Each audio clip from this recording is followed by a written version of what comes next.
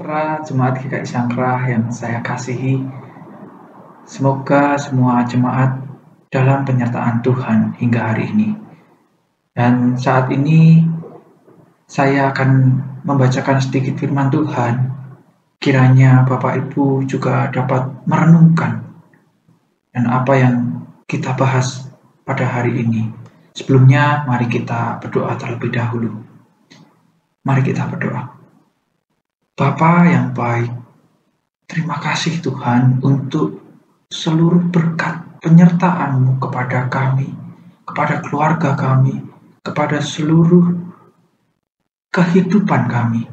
Dan kiranya sebentar kami akan membahas mengenai firman-Mu.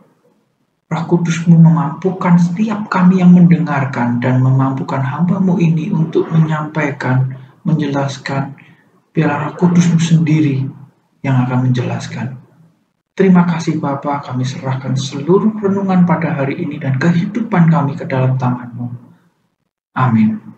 Ya, Bapak Ibu, hari ini saya akan menyampaikan sedikit firman Tuhan mengenai kesetiaan kita kepada Tuhan.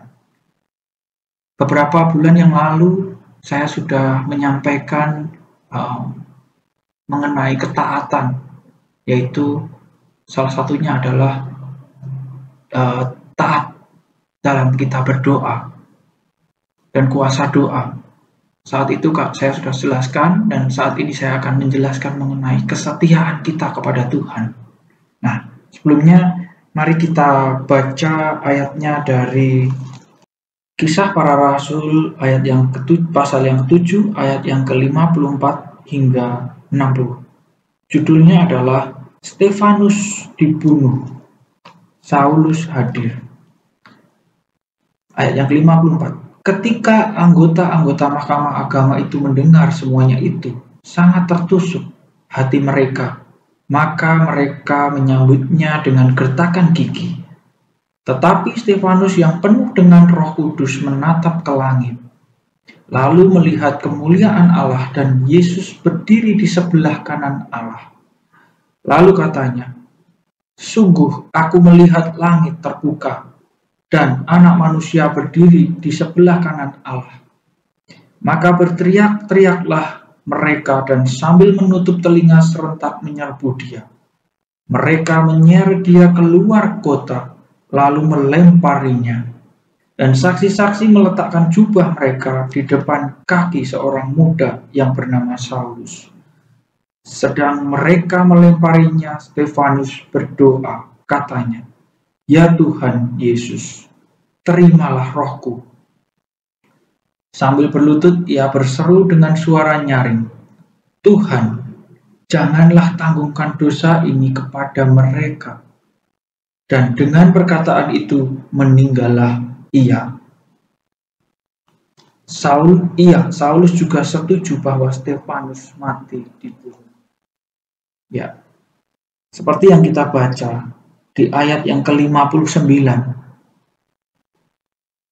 Sedang mereka melemparinya, Stefanus berdoa. Jadi di waktu Stefanus dilemparin, dia berdoa. Apa katanya?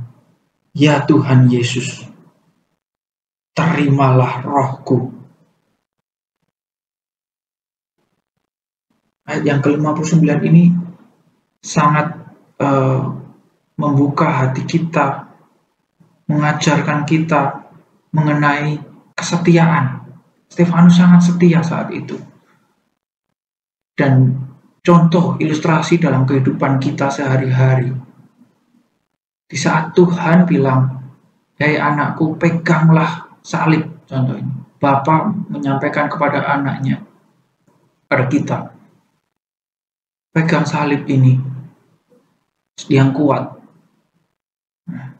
Di saat kita pegang salib itu, berdiri tegak, kena badai, kena angin, kena hujan, kita sudah terseok-seok memegang salib itu. Ombang-ambing. Nah, seperti kehidupan kita. Di saat kita berpegang teguh pada firman-Nya, kita setia pada Tuhan yang kita sembah Tuhan Yesus Kristus, kita nggak akan goyah. Tapi di saat kita lemah, lengah, kita bisa jatuh tuh. Nggak kuat megangin salib ini. Kena angin, kena ombak, kena badai, atau mungkin banjir. Kita nggak kuat. Di saat hidup kita banyak cobaan dari luar, itu yang mengacaukan fokus kita kepada Tuhan. Cobaan-cobaan, masalah-masalah yang kita hadapi, itu membuat kita goyah. Akhirnya kita jatuh. Nih, jadi salib ini terjatuh. Maka kita sudah nggak percaya lagi, atau kita sudah nggak berpegang lagi kepada firman Tuhan, yang itu sebagai pegangan hidup kita sebenarnya.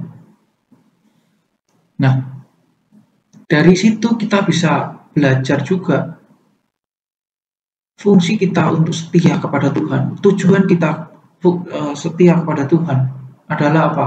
Di akhir hidup kita, kita masih setia. Kita masih hanya mengandalkan Tuhan, tidak mengandalkan orang, ataupun tidak mengandalkan keberuntungan, atau tidak mengandalkan hal-hal yang lain. Kesetiaan kita kepada Tuhan ini pasti diuji dalam setiap kehidupan kita. Dan proses hidup itu dari lahir sampai kita dipanggil pulang. Saat ini kita harus selalu setia sampai garis akhir. Tetap setia hanya kepada Tuhan. Seringkali kita terkena cobaan ekonomi, cobaan yang lain-lain, ataupun kehidupan rumah tangga kita. Nah, contoh di kehidupan ekonomi, begitu kita kena masalah bisnis kita lesu, kita udah pusing, kita akhirnya mengandalkan siapa? Diri kita sendiri. Cari cara, gimana caranya kita bisa menyelamatkan bisnis kita dengan cara kita. Nah, seringkali kita salah, kita tidak berfokus pada Tuhan. Bisnis betul, tetapi kita tetap berpegang teguh kepada perintah Tuhan. Apa yang diperintahkan Tuhan, kita nggak boleh menipu, kita nggak boleh mencuri, kita nggak boleh berbohong. Nah, di sini kita diuji kesetiaan kita. Kita harus setia kepada Tuhan, menjalankan bisnis ini turut dengan kehendak Tuhan, sesuai dengan perintahnya. Memang sulit, nggak gampang. Memikul salib itu lebih besar dari kita, misalnya contoh. Kita berpegang gini, pasti berat, bisa ambruk kan. Nah, kalau kita nggak kuat ambruk, tapi kita cuma berpegang setia kepada Tuhan. Kesetiaan ini akan memperkuat kita dari segala cobaan. Kalau dalam contoh satu ilustrasi lagi, dalam pernikahan, di saat kita menikah, ada janji-janji yang kita ucapkan di saat kita menikah. Kita harus setia. Kita walaupun suka, duka, ya kan, sakit, sehat, bahagia, kaya, atau miskin, kita harus tetap setia kepada pasangan kita. Nah, sama contoh itu mempelak kita dengan pasangan, dan juga kita kepada Tuhan, apalagi kepada Tuhan. Kita harus tetap lebih setia lagi di saat kita terkena musibah, terkena cobaan dalam kehidupan ini. Seperti lagu yang mungkin Bapak Ibu tidak asing, yang lagu dinyanyikan oleh Mike Mohede waktu itu mengenai tetap setia.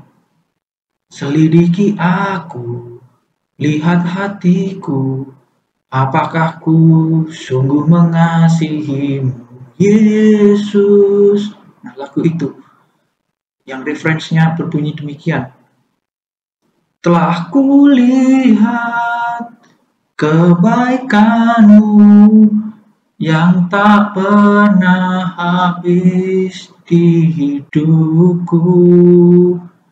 Ku berjuang sampai akhirnya kau dapati aku tetap setia.